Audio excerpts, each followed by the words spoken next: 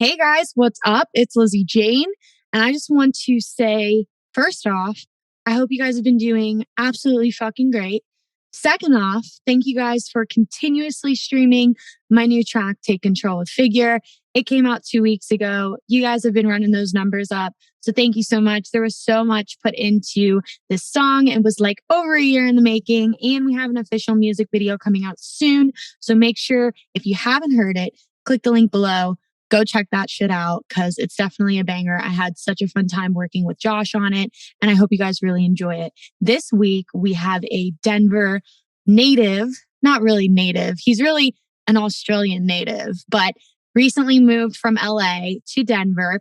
He is known as Blanke. I know he is just absolutely soaring right now. And I'm so incredibly happy for JP and the success he has had in his project. It has been a long road to get here. We talk all about the marathon, not sprint mentality. He is so knowledgeable, so talented, so nice. His fan base that he's created is just lovely. Every time I meet somebody that's one of Blanke's nobodies, they are all just smiles and hugs and friendliness and warm and welcoming. And that's really the kind of fan base you want to create as an artist. And it was a pleasure to talk to JP. I hope you guys really enjoy this episode.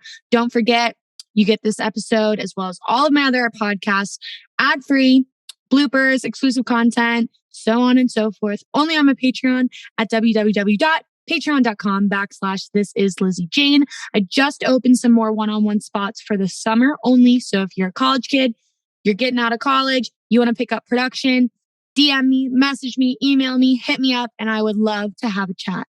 Without further ado, this is Lizzy Jane. I hope you guys have a stellar week and you're tuning into my podcast with Blanke.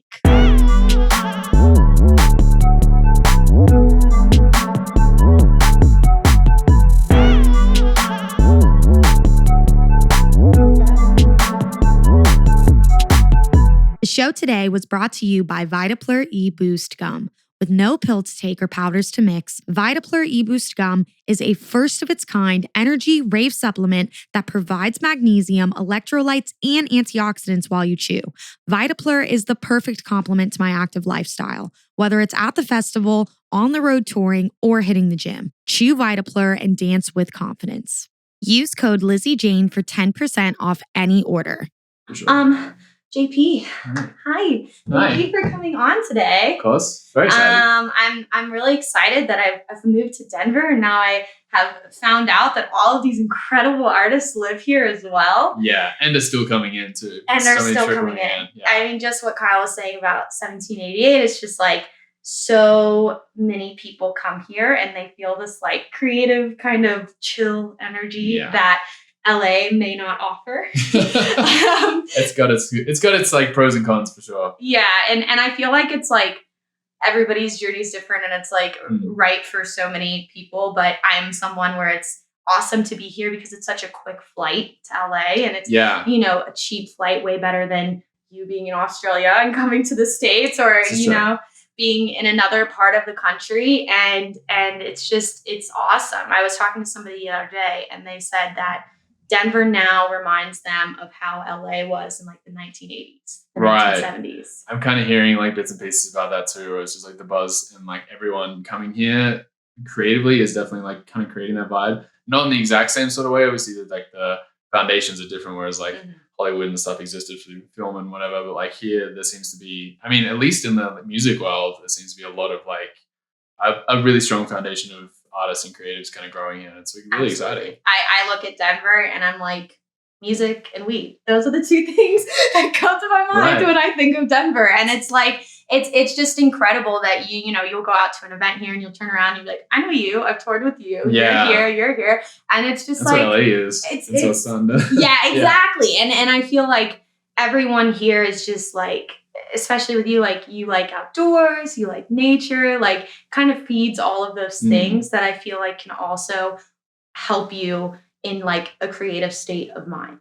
For sure. I mean, that was like definitely the big motivator for me to come here, was just how like as I say, every time I came here, it was always like a sense of home and sense of calm as well, which is always really, really nice. And the fact that I have access to the mountains and the snow and the outdoors and the hiking, and like that the people had that kind of frame of mind here as well. It wasn't just all kind of industry stuff. And that was a really good thing for me because, yeah, to be able to separate the two is really, really important, especially for my life balance. I find that as a person for myself is really fundamental. Yeah. Yeah. I mean, you're definitely preaching to the choir. And I feel like LA is a place that is amazing to be like, I would guess you would say like plugged in and be able to have access to, you know, certain people to work in studio sessions and be around the industry a bit more than it is here. But I feel like we work in an industry where you can really lose yourself in work because of how passionate you are and how like hard you've worked for it or how much you want it. But having that separation where you go, okay, I'm JP here and I'm Blanke here is so important because it's just kind of like you never know if you're going to have another day and you never know X, Y, and Z. And to have that personal value, especially because like your career has just taken off. Like I hope you're able to reflect and see like the journey of like where you've come from to like where you are every weekend now. I mean, you were just at SMF, you were just at the Gorge, and you have just such a wonderful base of fans who are so dedicated to you and like so friendly because, you know, you sometimes see artists that like really blow up and you'll see like negative connotations about the crowd that's waiting for them and being at the rail.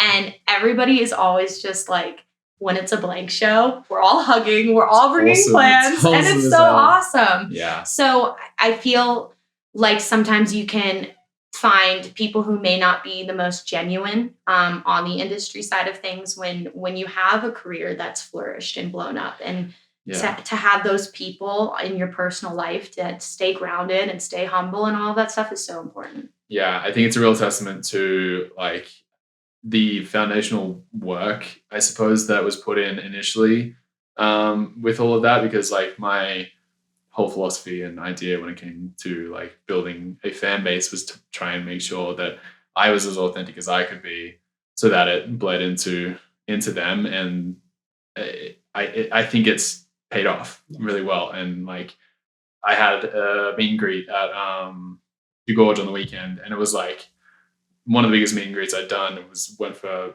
forever, but it was just like the most beautiful bunch of people. All of them were so happy and so smiling, and it was so warm, and I didn't feel drained after it, you know what I mean? And like it was just such a humbling experience to be able to kind of go through that and like meet all of them and see that is still the basis of it all. So it's really awesome. And really awesome to see. Yeah, it just has to feel great to know that you've sparked this genuine connection through your music through complete strangers, because like it's a wild thing, isn't it? Like crazy to conceptualize, because I don't know who I was speaking to the other day. I was speaking to somebody who had a bit of like a broken English accent, and then we started talking about music, and then we automatically were like on the same page, and it's crazy. It's crazy to think of like, because you're initially from Australia, correct? And you know, obviously I feel like any producer's dream is to be here in the States just because of just the massive size that it's become. Yeah, basically, yeah. And you've worked quite hard to get here. Have you, like, how long have you been making music for? So my journey started back about like over 10 years ago now, when I first found DJing. And then sort of a couple of years after that, Skrillex was in my field of view, and I was like, oh, okay, that's what I want to be doing. Yeah. So I've been like a guitarist and stuff since I was little, like play guitar and like learn from my mom and do all that sort of thing. My brother was in a band as a drummer, and like, so I kind of like always knew I wanted to at least have some sort of musical input in my life, or output, should I say. And so, yeah, I ended up finding DJing, and then I found production, and then it kind of went from there. And so it's been, probably at least 10 years. I'm going to say just a little bit over 10 years now since then. And working through like the Australian scene and at the local club that I played at, and meeting all the international acts that came through, because we were like a pretty solid club that like everyone who came to Australia would go through that sort of thing. And that was really good to build like connections and relationships and whatever. And then I ended up finding my manager, then moving to Sydney, and then moving to LA after that, about 2 years after that. So it's just kind of this like stepping stone. And it's interesting because I'm just like, I feel like I've been doing this and been around for so long. But realistically, like it's almost like my journey completely restarted when I moved to America. And so like kind of realizing that, yeah, I mean, 2020 has happened. So like it kind of cuts out a year as well. So I've only like really been doing the scene, doing the rounds here in the scene for like, yeah, 1.5, 2 years. Which is incredible. But you guys have to build your project up so much just to get over here. Like I can't, I've heard about the visa process a bit. Yeah, and I know during COVID, it was such a bitch. Like those first few festivals back, I know like Dr. P and Funk Case and everybody, it was just all the embassies were behind and nobody had their visas. And for you to come over here, you have to prove that you have work, correct? Yeah, basically. So I have to prove that like we have work and that we are like needed over here in some way, shape or form. So like my, whatever it's called, is I'm an alien of extraordinary ability. Yeah. And it's like the weirdest fucking, but like we have to prove that, you know, we have some sort of value to what we're doing and that we're kind of like needed over in America. But like, I sort of was saying, you know, when I first was applying for my visa, I was like, had a collaboration with Rez, who's this big. I have like over 1 million monthly listeners at that point. And like I'd done 3 Australian tours and like just stuff like that. And then we had to like collect a whole bunch of press.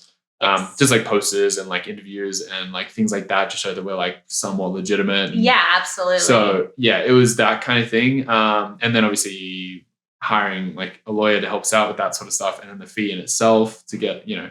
So there was it's a whole process. Those are very rarely talked about too, where, you know, even you coming over here, having that value built for your project already. And then usually when I see people come from overseas, their project is already, you know, you've built those bricks in the house where like you're ready to soar. And I look at you, I look at Allison, I look at Lucille, who's just gotten over here. Right, yeah, true. And it's just so cool because I feel like you all offer, you know, a unique alien aspect to yourself. Yeah, no, for sure. where you're bringing like all of your inspirations from, you know, being raised and, you know, growing up in another part of the country or another part of the world. Yeah. And it's amazing. And were you in Australia for COVID?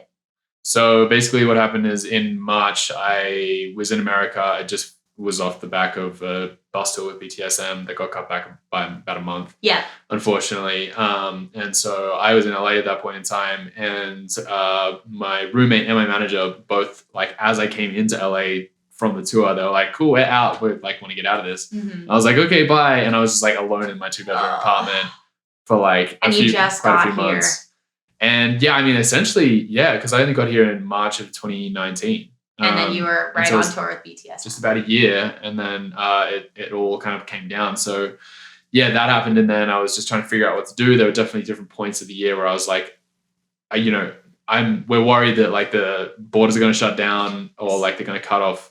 Borders had shut down except 2 citizens sort of thing. Mm-hmm. And so, but they were going to cut that off eventually as well. And all this kind of stuff. And I was just like trying to figure out how long this is going to go for. Because I'm like, it's going to be gone in 2 weeks. I remember the 2 weeks. That's literally what just went through my head. Isn't that so fucking crazy? So there was that whole thing. And then I said in June, I had this kind of ultimatum with like my dad. It was like, should we do it? He's like, you kind of just like got to decide one or the other. We'll support you either way, sort of thing. Mm-hmm. I was like, I'm going to stay. I'm going to like try and figure this out. So I found a new place with a couple of friends, with Matt Meadow, funnily enough. Yes. Okay. Yeah. That's good to be around people. It was, because I was in with nobody for the first bit of it, and that was very like hard. I was overworking myself as well, because I was just trying to keep busy and trying to figure out a way to like stay like relevant and like be with people but not be with people and like all this stuff, and it was so draining. And so we ended up I found like the new place and was in a house of like 5 people and like had a dog and like kind of stuff, and I was like, that saves me like so much there. But then in like October, I think it was of that year, decided that, this isn't going away. There's no real point in me staying here because I'm just paying rent for no reason, and I'm not doing anything in America. Like, you know what I mean? Like, I'm not making money. Yeah.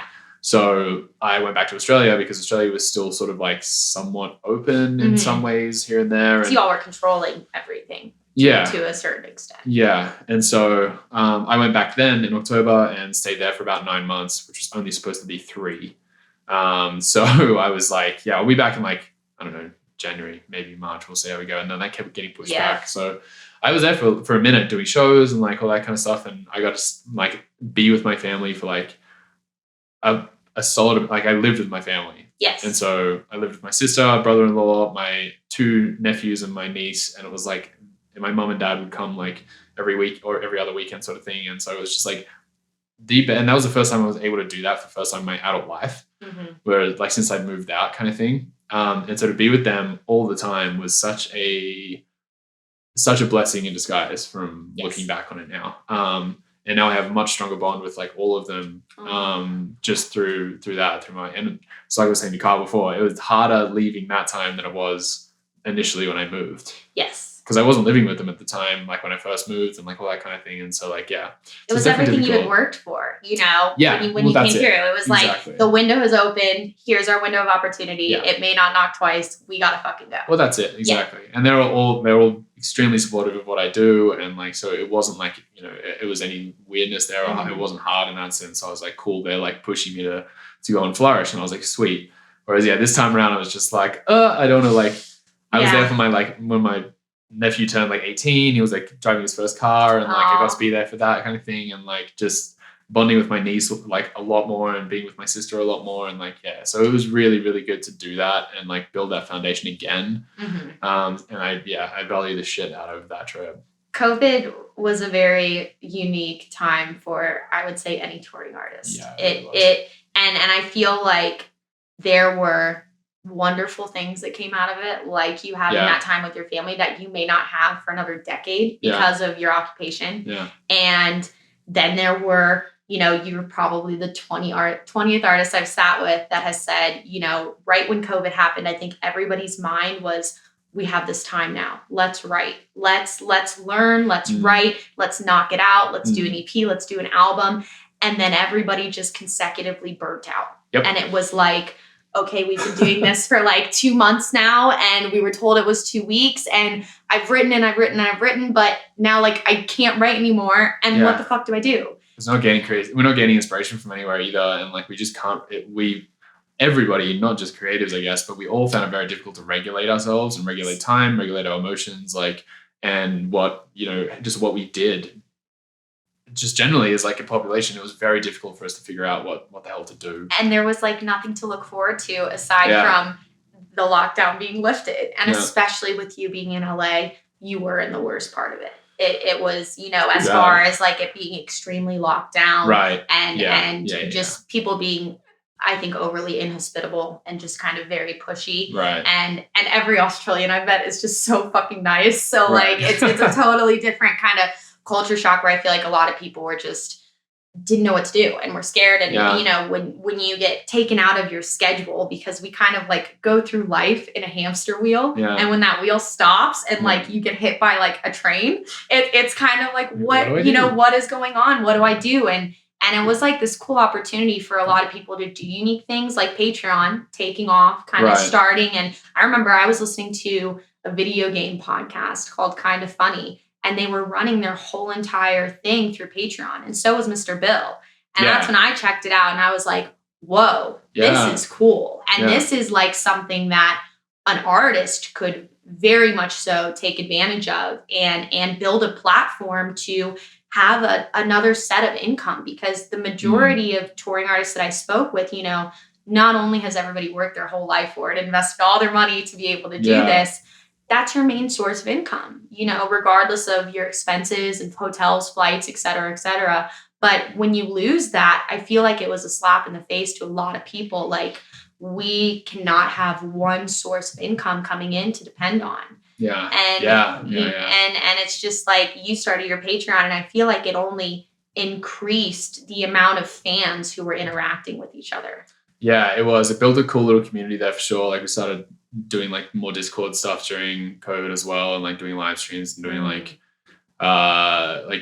feedback sessions and stuff on Twitch, and like really getting involved with that sort of area. And then also started the Patreon as like an extra outlet for myself, but also an extra form of income for sure. And that was like the really, as you say, it was a really big eye opener to like see for us as artists, like that you can't just rely on the one source. Like, you need to be able to like branch out and have your eggs in lots of different baskets. That's why things like merchandise is very important for us. Touring is really important for us, obviously. And then we have these other little outlets that can be things like Patreon, which is something where the reason why mine's still going and I was so sort of passionate about it was because initially when I started, there was nothing like that around.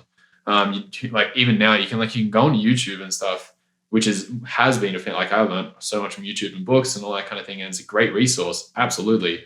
But it's very much like you need to be able to dig and find, like, you don't know what's good. You don't know what you're actually listening to. You have to know what to put in the search engine. Yeah, exactly. And you really do. And like artist driven, even just artist driven, like samples sort of thing, like a sample pack from an artist, you know for a fact that that's going to be half decent because that's what they use. Whereas like a lot of these random people that will put up videos of production, you're just like, I don't know who the fuck you are. Like, why should I trust you? But it's like, you have to kind of go in there and try it out anyway, because you don't know any other way. So I was like, at least like there's some sort of validation from me being who I am as an artist, and people being like, cool, I can actually learn from you. And it can be somewhat like validated by that fact. Yes. So it was good to be able to give back in that sense. I think that was like has been a really rewarding thing. And as well as being like an actual steady source of income for me, because like people don't, I'm definitely not complaining in any way, shape or form, but it's like people don't understand the,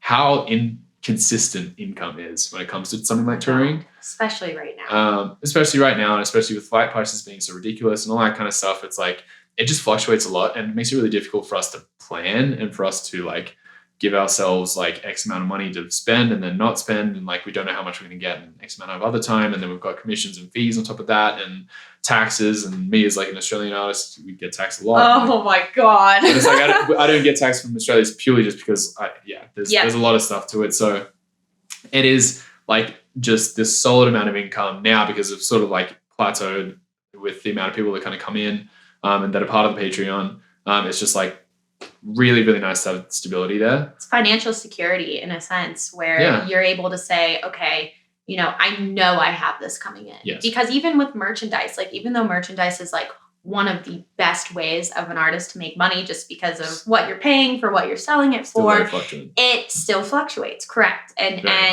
it's the same with touring, where even now, we're almost 2 years out of COVID, you're still seeing events get canceled because of low ticket sales or getting things pushed back because of weather. But that's it, isn't it? It's even the ticket sales now, like, you're still seeing that still coming into effect. Like, well, it's hard because it's like, we work in this industry where people work all week to be able to go and get away from their life, and we provide them this entertainment and this awesome atmosphere to feel safe and happy and whatever you want to feel. But when it comes down to what's happening in the country right now, people have to put their priorities and their ducks in a row as far as like, I have to make sure my bills are getting paid, and I have to make sure X, Y, and Z. And I have a Patreon as well. And I've dealt with some students that I had been teaching where it's like, hey, like, this is getting more expensive and you're not a necessity.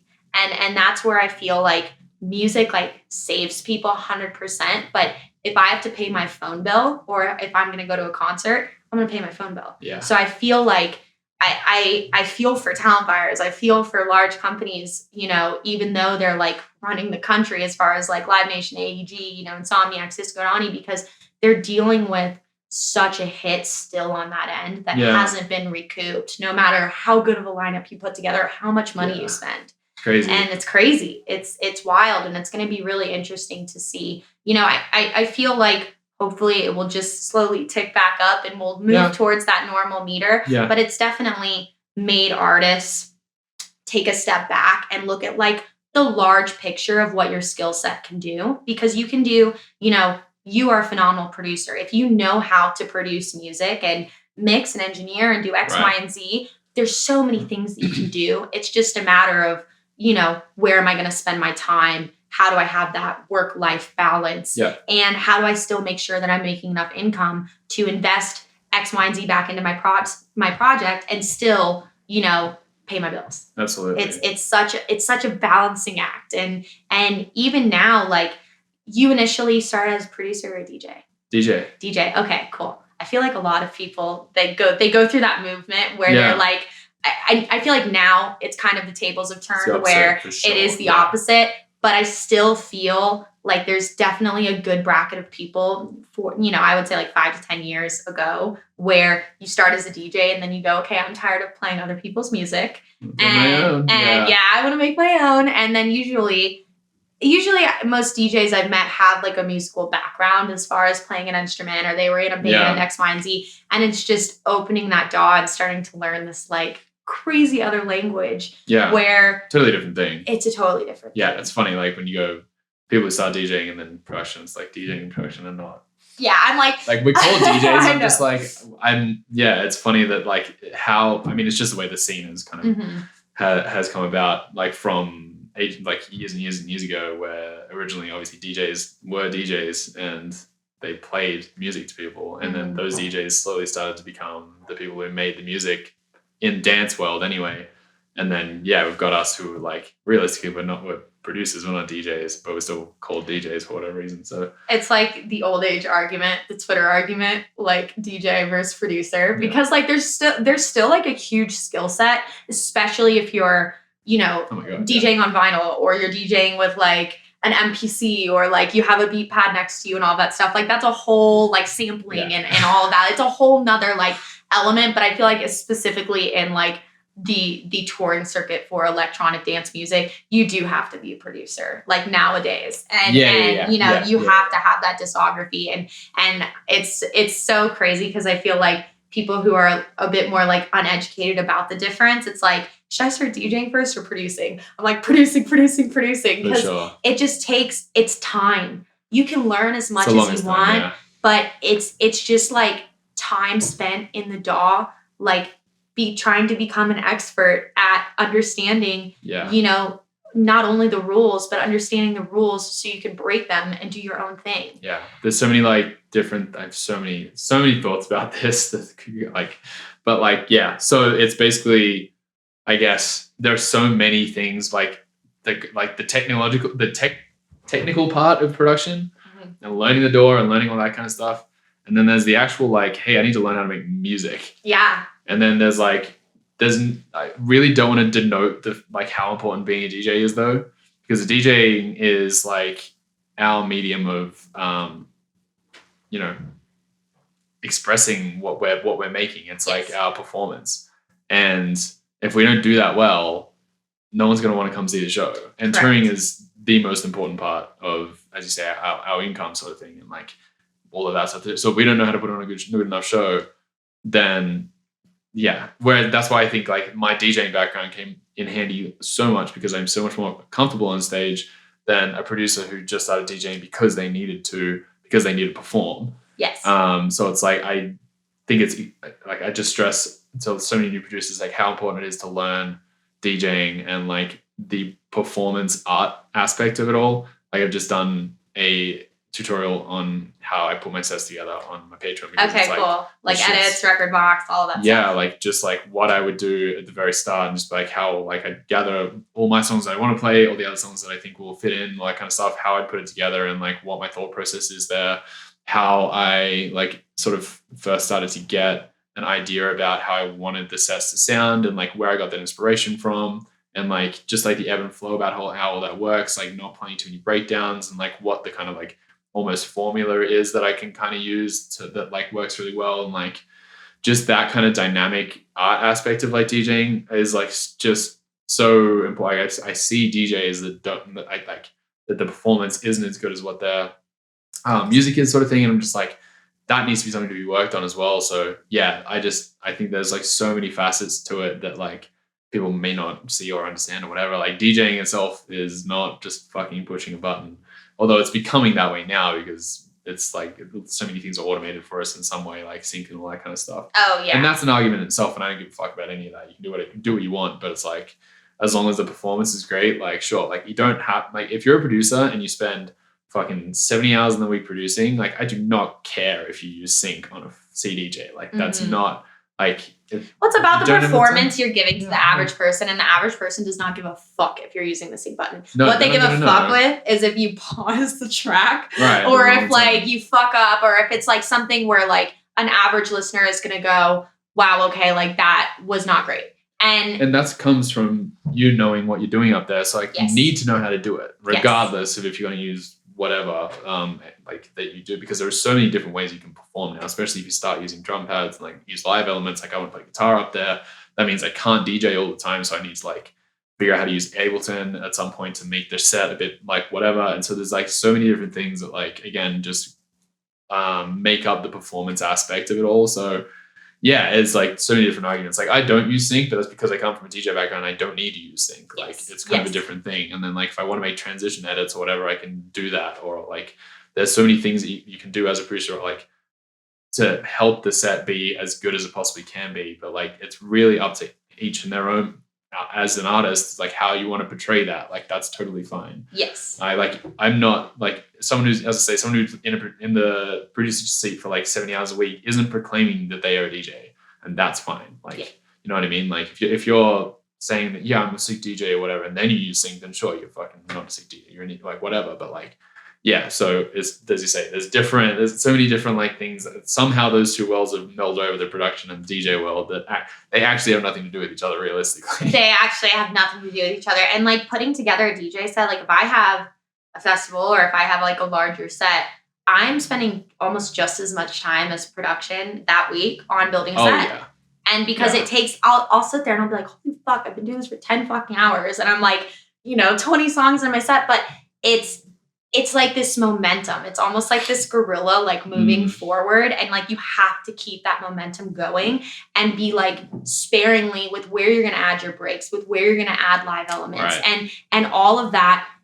If I didn't have Ableton to aid me with my sets, I feel like my sets would be such a different caliber. If I couldn't make edits and I couldn't make, cool, flips or whatever, X, Y, and Z, because of things that, you just don't want to stress about when you're in that performative element. No. And I feel like also like on the flip side, it's great for a DJ to be introduced to the production world by getting into a DAW and making edits. Because, very true. You off the bat, if you're DJing, you can at least understand song structure from a state of, okay, this is an 8-bar build. This is a 16-bar 100%. build. And then we're going to X, Y, and Z. So I'm just like, what you have to do, like before you even throw a reference track in and you start messing around with samples and building the structure, just make edits where you can understand where these changes are coming, and then use a compressor, do the side chain, do these things that you can like implement into your sessions when you start to produce that will help you feel more comfortable with learning the DAW. So true. It's such a good spot to start. Doing the edits and then doing the flips or whatever, where there's a little bit more production involved, and then trying to do like a remix or something. And it's a good stepping stone. That's a really good point. Because I feel like regardless if you start as a producer or a DJ, you kind of both hit this wall where if you're a producer, 9 times out of 10, you want to end up on stage. You want to end up DJing. You want to play the music that you're fucking making, And then as a DJ, you reach a wall where it's, why don't you have original music? You don't have original music? I'm sorry, you can't not play locally. Like, you're never going to not be a second support act if you don't have that discography and that thing that just starts. And it's like, as soon as you start, you will stop sucking at it. Like, just start, because it's very intimidating. And I feel like so many people, like I go through Reddit or Discord, they're very intimidated on where to start, because there's so many things that we have to do as artists where I would love to, I forever will say music is the most important part. If that is not there, like, you can't clean something that's like full of shit. Like that has to be that brick that is underneath your whole project. But it is not as big as a percentage of the piece of the pie as I feel like it used to be, because of social media, because of TikTok, because of touring, because of whatever. And I feel like you have not only grown organically, but you have like very much so built all of these pieces like consecutively. And when I think of you as like your branding, like, I think of you. Like, I think of like the plants, the bananas, like the people, like your followers and all of that stuff. And I think that's really cool, because I feel like every time I open my phone, I'm seeing like a pickle or like some crazy new, like, branding thing that may work. I mean, look at Marshmallow. Look at him. He's selling marshmallows in fucking Walmart. I mean, if that's not the goal, what is it? Like, I totally understand where that works, but you definitely have built it up along the years from an organic like streamline. And I guess my question is just, as far as people who are wanting to get into this industry, or an artist that's already releasing music and is just intimidated by what is expected of them in the social media space, like, how do you translate to your fans to continue growing yourself, all the while staying true and staying that primary focus on music? Yeah. I mean, I think like a lot of it's to do with just identifying like what and who you want to be as an artist. Like, you may well want to be very brand oriented, which I think is definitely like a pretty good way to go these days. Like, having a very solid brand is just as important as the music at this point. Because it's something that people can latch onto, and it's like a form of marketing and like all that sort of thing. And like, it also can tie into the music and how it looks and feels and all that kind of stuff. But like, yeah, I just feel, I don't know, that it's all gonna meld together somehow. But it's like, as long as you identify what that is, I think it'll be helpful. So for me, I identified it as being, I want to be my authentic self, and like, that's okay. Like, I don't really need to have too many, I guess, gimmicks in a way that I need to sort of worry about. So me, as my music, I wanted to be like a diverse artist that can make sort of whatever he wanted, and be myself, so I didn't have to rely on anything that, in terms of branding wise, like I love plants, and I love growing my own food, and I love doing all that sort of thing. And that I was like, if I can incorporate that into my artist world, then that just leaves so much less. I mean, I don't have to work as hard to do something else then. Like, whatever I do is going to be part of my music, which is great, because then it can all just like meld in together, and I don't have to focus too hard on like, I don't know, doing more brandy stuff. Yeah. And like being, okay, this is work, and this is whatever. But it's like,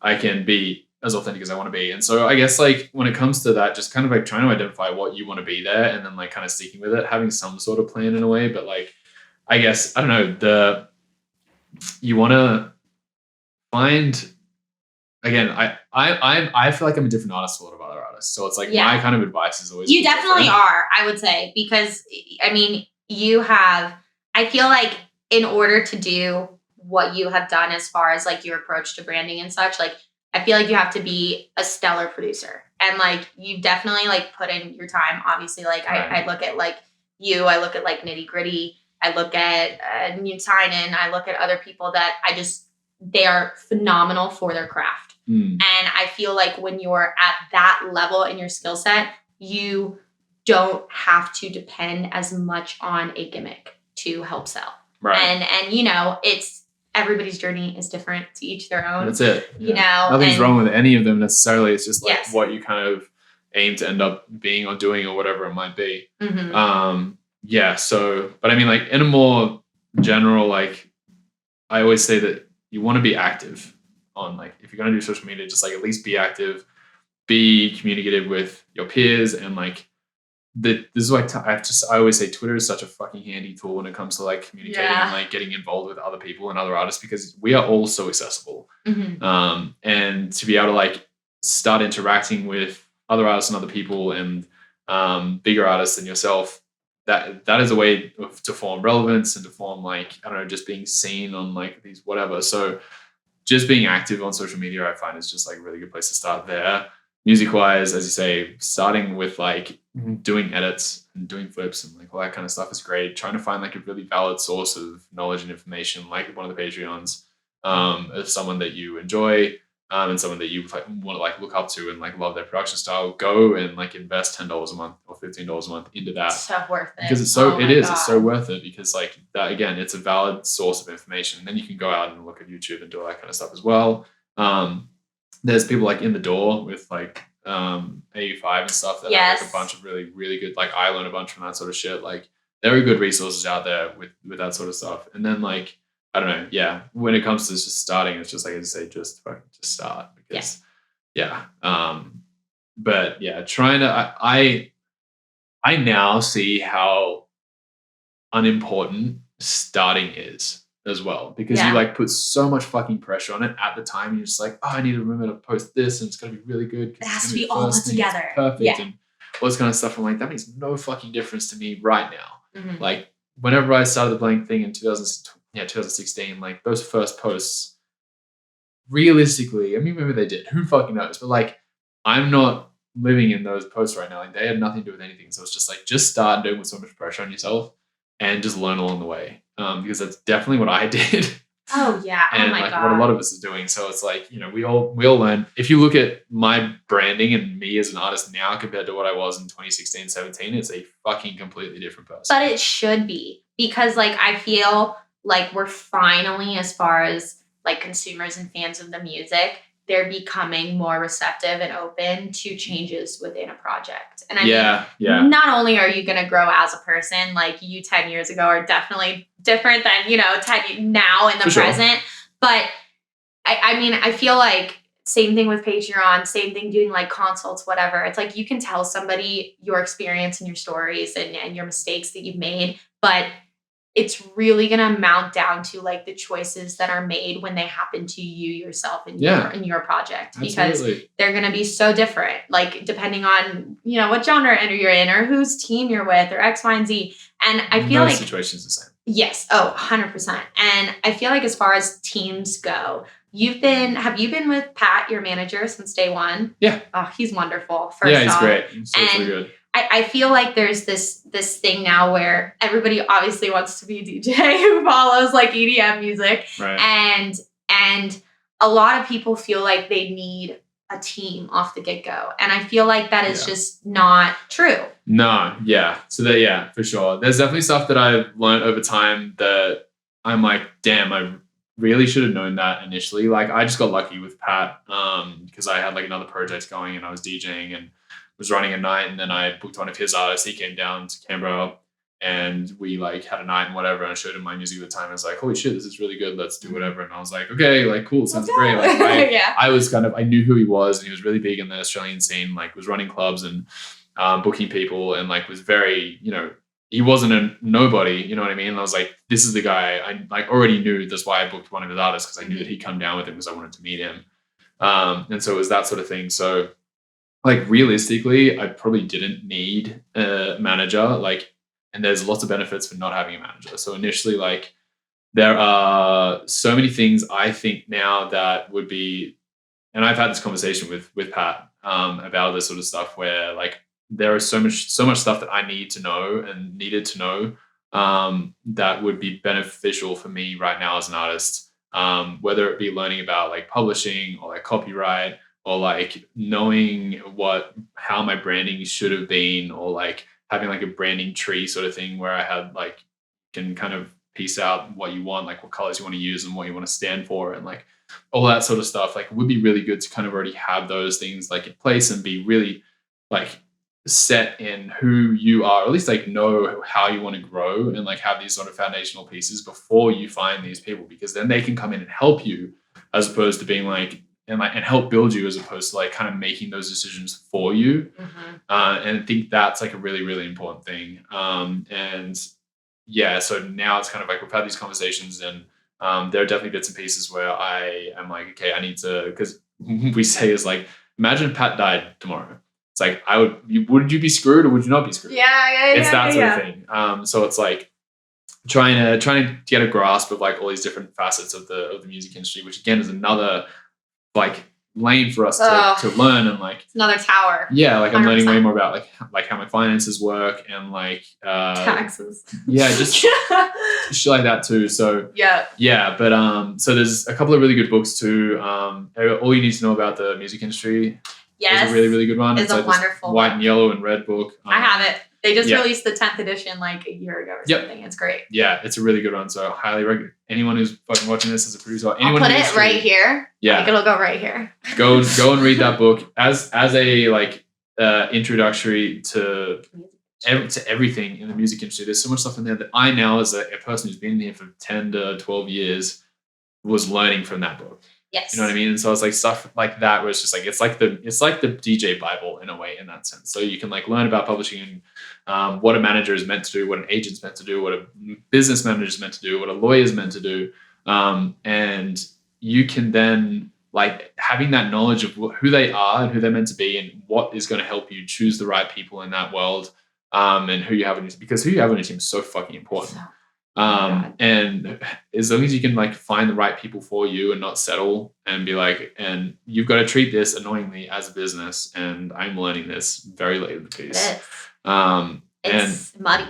It's muddy because it's your passion, and you don't really want to. We're not business people. We're fucking creatives. We don't know what the fuck we're doing. Like, and so to be able to like to read something like this book is really, really helpful, because you can then get like a grasp at least on like bits and pieces. It's not like like it'll give you introductions to all of the facets that you need to know when it comes to like the industry side of whatever. And it's a very relevant book. Like, it's not like it's kind of like book that's it's all the music industry, so it's not just DJing, like EDM world. It does touch on like bands and pop and like, which are very different worlds in their own way. But it's still good to be knowledgeable about. 100%. You know? It's because like, I mean, EDM world is like crossing over with pop. We're right there with pop music. Yeah, we're doing like major label deals and like all that kind of shit too. Publishing is a really big thing. Sync is a really big thing. Like, we still have business managers and like still have lawyers. Like, all of these things are relevant to us. So it's really crazy that like, this book actually exists. Yes. And then when you're like a beginning artist too, I feel like you are kind of like a sponge, and you enter this world, and when you start to understand, I remember when I was a kid, I literally just thought, I went to my first festival when I was 18, it was Math. I just thought it like popped out of a box. I was like, oh, the festival's here. Right. like you open a box and it's just there, and all the talent's here, and this is how it works. And when you're a beginning artist, I feel like a lot of the times, if you are approached in an early phase of your project, you kind of, it's this like mental fuck where you're like, oh, they know better. Yep. They know more than me. So I'm going to let them make the decisions for me. And in that, you sometimes lose. I've seen people who have lost their creative vision because of those decisions that have been made. And you look at people, and you look at people even like Taylor Swift. She just re-released all of her fucking songs because she hasn't owned a single master of hers since she's been 13 years old. It's not just EDM DJs making shitty decisions. Like, artists are looked at as products. We are sold as products. And in that turn, there are a lot of scummy ass people in our industry and other genres that don't know what the fuck they're doing, and they want to take advantage of you at any level. And it's really sad to see someone, when they are extremely talented, fall into bad label deals, fall into bad contracts. And that's why it's like, reading the fine print, like, it's a phrase, but it's so true. So I need lawyers. So that's like, this is the book as well that we're talking about, is like, has these like demo, like what you should expect from different contracts and like all that sort of stuff. And like the reason why it's so good is because you just get this whole, like, you get this understanding, so that you're not just the person who's being like told about stuff. You're like, that's not actually correct. I think I know I can do it this way. And like, I don't actually need to listen to you there. Like, I think you're wrong. And like you don't, as you say, you don't just need to give in. Yes. And that is very, very, very important. Because you're usually younger than the people who are, representing you. Yeah. And it's very easy to go, okay, you know better. Yeah. I'm dealing with music, and I'm trying to do social media, and I'm trying to do X, Y, and Z. But you just have those opportunities and those choices that come along sometimes that, if they're not fully thought out, it's something that you can really regret. And I've met quite a few like DJs who have signed exclusive deals with labels, and then they are like, hey, I want to make this music. And it's like so cool, because as producers, if I want to get in my DAW and make a rock song, I can make a rock song. I can sing on a rock song. Like, I can do X, Y, and Z. And if I want to branch out and not just make dubstep, and I've signed an exclusive contract with Disciple, and I can't release anything but dubstep with Disciple, then I'm fucked. Yeah. And then you don't feel artistically fulfilled. And it's like this progression and growth of your project that is stalled because of a decision that maybe wasn't made in your best interest. Totally. And like, there are times when being on Disciple is fucking fantastic. Yes. I'm just using them as an example. I love Disciple. I love Disciple. Not a bad thing, but it's like, as you say, if that's not what aligns with you and the artist project, then that's not the right decision to make. And like, to be able to be aware and around, and like aware enough of yourself as well, then yeah, like you might not make the right decisions there, and like you need to be able to have that input. Mm-hmm. And what you said, like with your like tree that you like wish you had as far as like branding when you were first starting out for that long-term vision. But yeah. Oh, you did it? That's what I'm saying. I'm learning about this stuff. Okay, my partner is very like loves this kind of stuff as well, and she's like starting business where Pinterest is great. Pinterest is amazing on Pinterest. Yeah. Exactly. Pinterest is the move. Yeah. But it's just like having that long-term vision of saying like, okay, right now I'm doing dubstep tours, I'm releasing dubstep. Yeah. This is great, but in 5 years, I would like to be doing work for movies, or I would like to move into something that's more pop meets EDM. Yeah. And so you have to think of that long-term vision. And I feel like the only way that you think about it is if you move slowly, because I feel like if you get ahead of yourself and you get on this large agency before you're ready, or you sign this contract before you're ready, it can stunt your growth as an artist. Mm.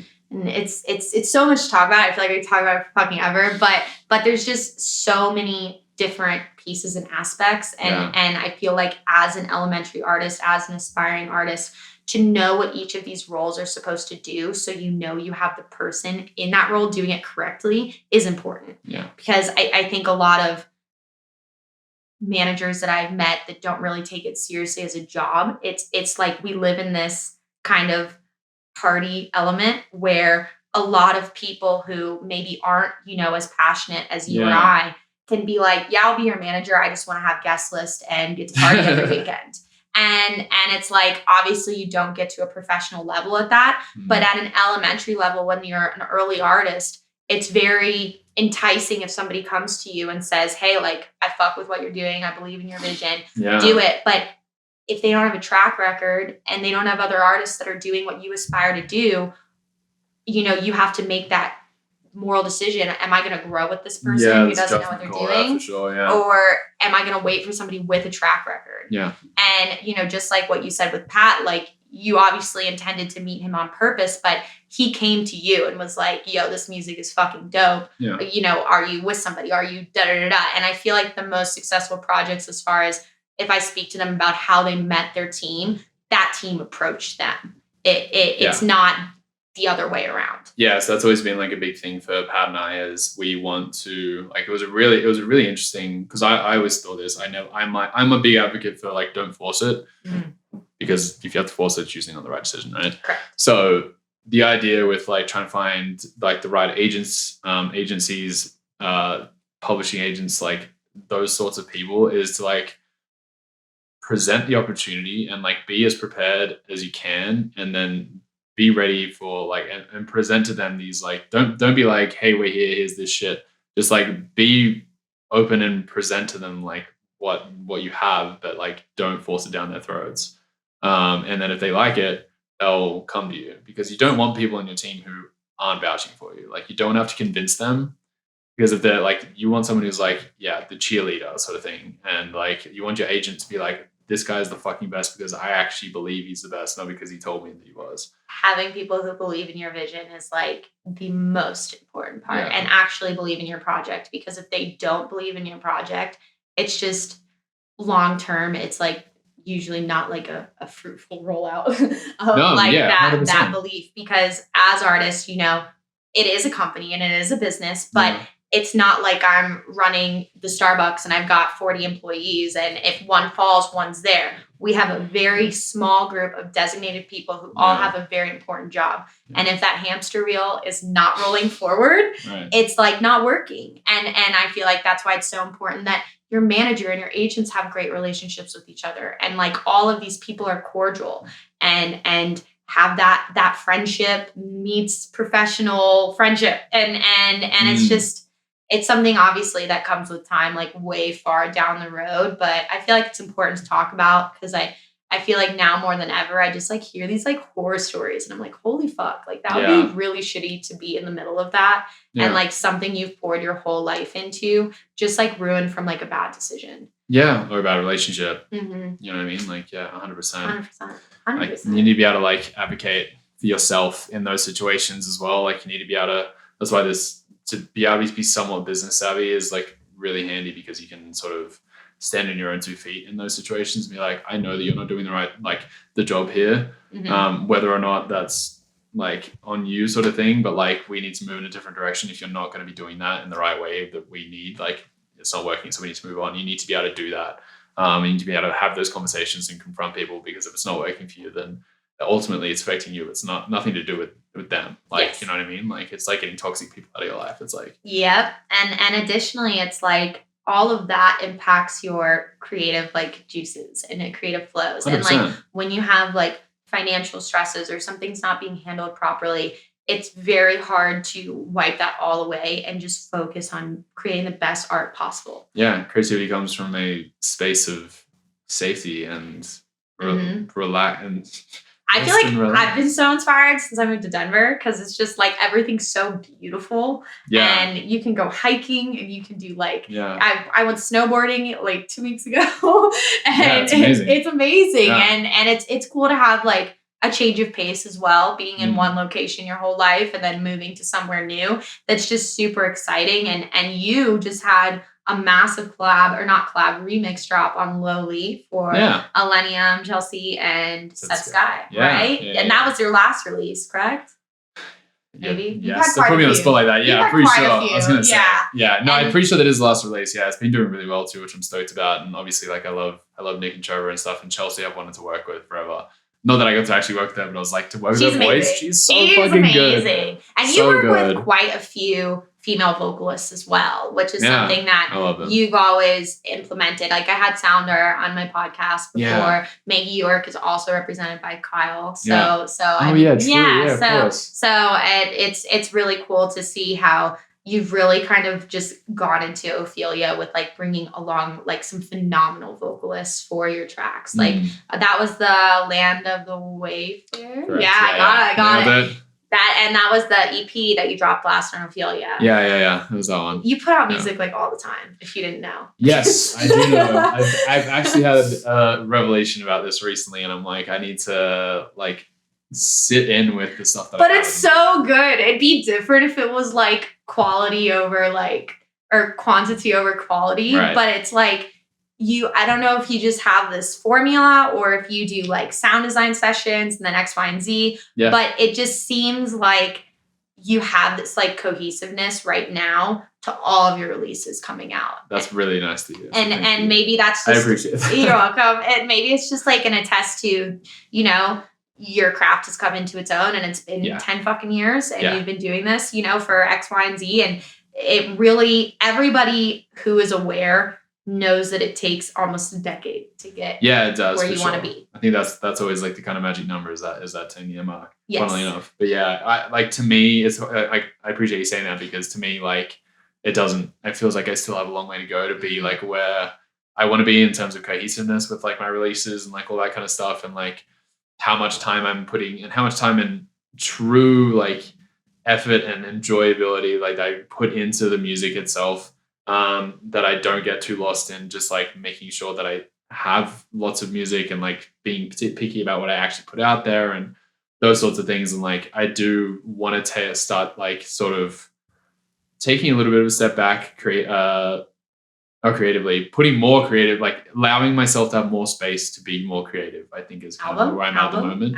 Eventually. I think, I've been thinking about this for like 2 years. And again, it's like I say, I still think I have like ways to go until I feel ready to put together something like that that's going to be cohesive, that represents everything that I'm doing. 100%. Because like that's been the biggest like I guess growing thing for me over the past few years, is like really trying to figure out who I am and like being able to express that and make it make sense. And you release like all types of music pretty much, except for like tech house bangers. Like I feel like I've heard almost everything from you, which is great as far as like I can tell that you're not making music to play a banger for kids to mosh to, which is like, especially going into COVID, no one was like listening to Rhythm making eggs. So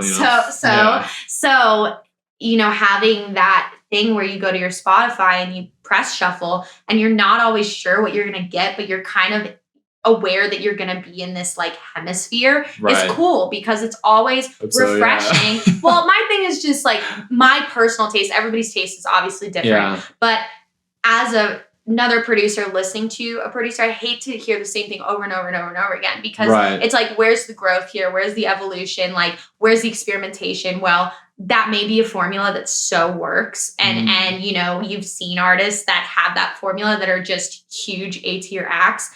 I feel like for like the shelf life of like not only your project, but just songs is really cool to be able to have those songs that I can put in a playlist and listen to while I'm driving. And then also have those songs that I'm listening to at the pregame before I see you at a concert. Right. And it's still the same artist. Yeah. And it's still the same artist. And the diversity thing has been a big like focal point for sure for my artist project. But it's been a terrifying focal point too, because it's not the easy road. I'll tell you that. It's not the easy road. Like in terms of like having to build your skill in like all of these different genres. But like, again, I was like, I don't want to think of them necessarily as genres, but like I've always said that I found like Knife Party to be so fucking good at this. When they initially came out, they did like 3-4 track EPs that have like 110 like Moombahton thing, that have like a 150 trap or dubstep, whatever it was at the time, this 87 like halftime D&B sort of thing, and then a 128 tune, and they'd fucking crush all of it, but they wouldn't sound like the genres. They'd sound like themselves doing those genres. Cohesive. That is the coolest fucking thing. So I'm like, eventually that's what I want to be able to do. But it's like, as you say, the diversity in, especially in like a whole album, is like, I want it to be like this timeless piece of whatever that like expresses who I am and like all that stuff. And like, I want to make sure that I'm really truly proud of that, because I feel like I'm just not creatively, I'm not at the point that I want to be able to do that. Like, I feel like I still have that little bit to go of like awareness, realization, as well as skill level. It's all of these sorts of things that kind of go into it, and like creative freedom as well, like internal freedom. It's not like someone's stopping me from doing shit. It's like I'm stopping myself from like a lot of things. And like I was talking to someone like today about how when I used to create, I haven't had it in a few months, which is really good, but I used to get this knot in my throat as if I was about to like cry, but I wasn't about to cry. But it was like that same sort of feeling. Yeah. And I was like, there is something going on here that's like I'm internally battling. Or something like that. Like it's kind of this blockage that's either the creativity that's in me trying to get out and it's like stopping, or it's like trying to come in and I'm not letting it. And it's this was it like thing. Uncomfortableness? Yeah. But it was while I was creating it. It was like when I was in somewhat of a flow when I was creating, which is the interesting part.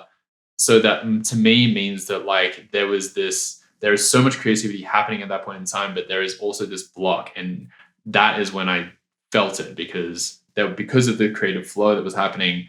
That was the only time I could notice the blockage, because that's all of this creative was getting like stuck there. Well, there's also only one of you, where like it's not like 5 people with 5 different instruments sitting in a room and like bouncing off ideas. That's the thing. Collaboration is such a fucking important part as well. So I try to tell so many people. I wish it was like more widely accepted on the back end of like having songwriters and having like additional people who are lifesavers. Like lifesavers. Like what do we need to produce, DJ, learn how to be incredible songwriters, then singers, as well as trying how to like dare you use a virtual riot preset. How dare you? But the tools are like there for you. So I don't feel like people should be like shamed for using those tools, especially if you are just getting into it. Like they're there for a reason, like for you to help learn. Like for sure. I'm not going to design my kick drum from scratch. I'm sorry. Not in the first year. Maybe eventually, at least if you know the fundamentals, I feel like that's the kind of stuff that you need to like, would be good to know how it works. Yes. So that you can whatever. But I mean like in a way we are like creative directors, because when like the songwriter one's a really interesting example, because when I started getting into doing more melodic type music, I was like, I'm a terrible lyricist and I have so much to learn there. Like, but it's like, I can tell you what kind of song I want it to be. And we can work together to make it happen. And this person is just like this incredible, like has an incredible voice, has an incredible like way of telling stories. Like that is what you need to help like bring this song to like life. And then if that's what it is, then fantastic, like use that. Yes. But it's I think it's like a pretty unknown thing in that sense, which is fine. It's whatever, but it's like that. Yeah, I try to, especially with the vocalists I have. You focus on them like really well though. Like I would say you've made it a priority to focus on your vocalist. I think it's a really important thing for sure, because like the song isn't there without them for the most part, you know what I mean? Like, correct. So I think they are such a vital part of EDM. Well, that's what the common fan attaches themselves to is the lyrics. Yeah, they're not going like they are going like, wow, this is a cool melody, but they're also not, you know, I use Illenium, I use you, I use Said the Sky. Like it's the lyrics that people are really attached to. And then when the drop comes, they can like throw their glow stick in the air. Like, totally. Yeah. But there's definitely like this kind of balance between it all. Like you can't have one without the other. You can have a fantastic song with the production shit and you know it's not gonna work, but the production's fantastic and the song sucks, you're gonna whatever. So it's gotta be better. It has to be a team effort. Like it has to. And it's hard too when you're starting out because like you go on Twitter and you go on these places and it's like, no, you shouldn't be getting help. Like, no, you shouldn't be X, Y, and Z. Do you have like a group of people who you send your tracks to for feedback? Not really. I've been really bad with that. Okay. I'm very much like I'm that type of person too, because I feel like when I was like earlier, when I was still learning and stuff, and obviously I'm never going to stop learning, but it's like, I would feel like my vision was kind of turned and tormented by somebody else who is also a producer who is doing their approach on what the track would be. Isn't that funny? I feel like I have definitely had that thought as well, where like, I don't want my shit to be tainted by someone else's vision. Mm-hmm. And to be able to be sure enough of your own vision to be able to accept constructive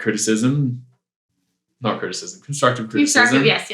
And feedback and support in that way is like, and still stay like absorb it, but also still and use what bits you need, and then still stay true to you is like, it's a muscle that you need to like work on. Yeah. Because otherwise you can get to like, he's like, oh, I didn't like this bit. And you can fixate like crazy on that and be like, shit, no, we need to change this. It's like, no, maybe that's like a part that you really enjoy. And that's something that I had to learn, was not to give up.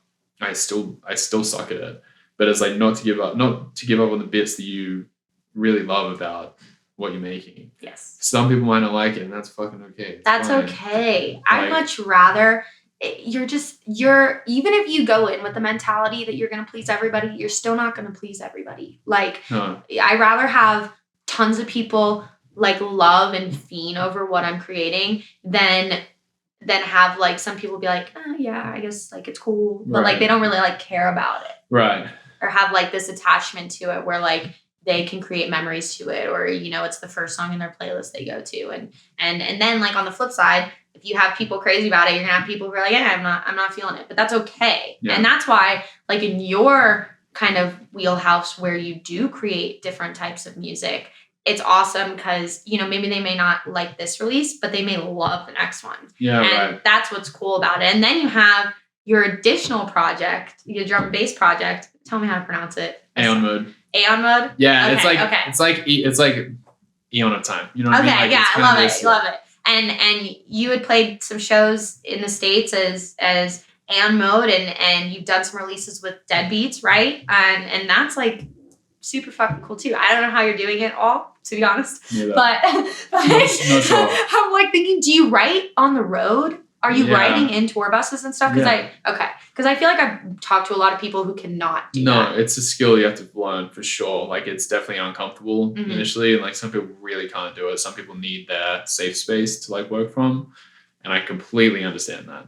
I was able to manage to like work in cafes really pretty well. I wrote like a remix. I wrote my Another Way remix with Seven Lions in like a hotel lobby at like 3 a.m. Like it's that kind of stuff. Like I think I did anyway. I think it was that one. So yeah, it was, you know, I ride around the place for sure. I do like having a studio space as like a vibe that you can kind of get into for sure. But like sometimes it's not always, we work on the road a lot. And like I don't want to have like 2 or 3 days in the middle of the week where that's all I get to write.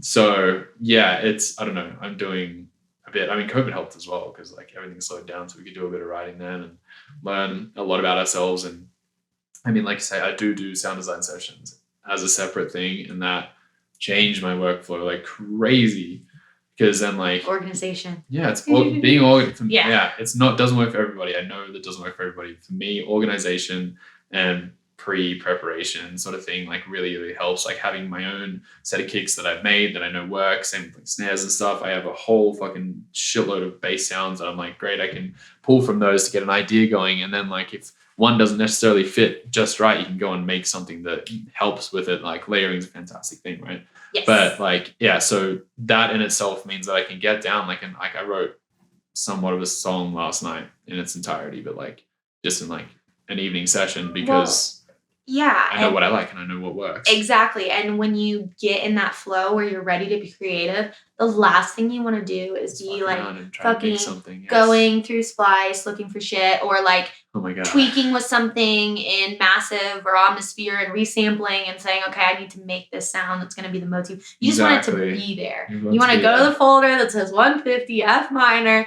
This are the sounds I have and this is how I'm going to start creating. So much fun that way too. It's Yeah. so much fun. Yes. Like you can have fun sound designing. I love sound designing, but it's like, I don't know what the fuck I'm making. I just love making weird shit that ends up being something that I can use later on.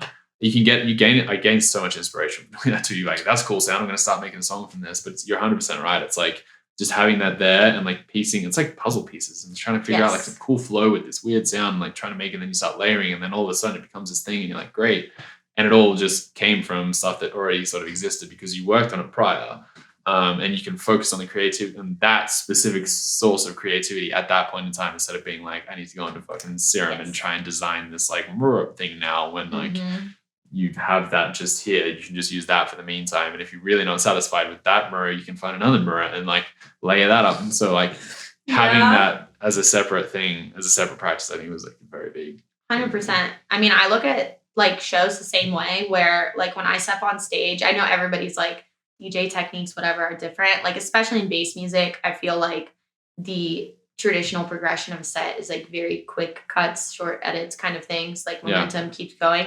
I want to like have my focus be solely on like my performance. And when I step on stage, like I want like 95% of my set preparation to be like taken care of so I can enjoy my time like with the people who came to see me and not have my head like in the CDJs, like what am I going to play next? Yeah. 100%. That's why you don't want to be sitting there wondering what you're going to play next. One, because it like kills the flow sometimes. Scary. God. Scary. I'm like, oh, fuck. As a DJ, it doesn't scare me necessarily anymore, but it is scary. Like, you know what I mean? Like, especially when you're just like, now that I'm used to that way of playing, as soon as I have to like do back to back or something like that, I'm just like, oh shit, now I have to actually go and find something that I want to play.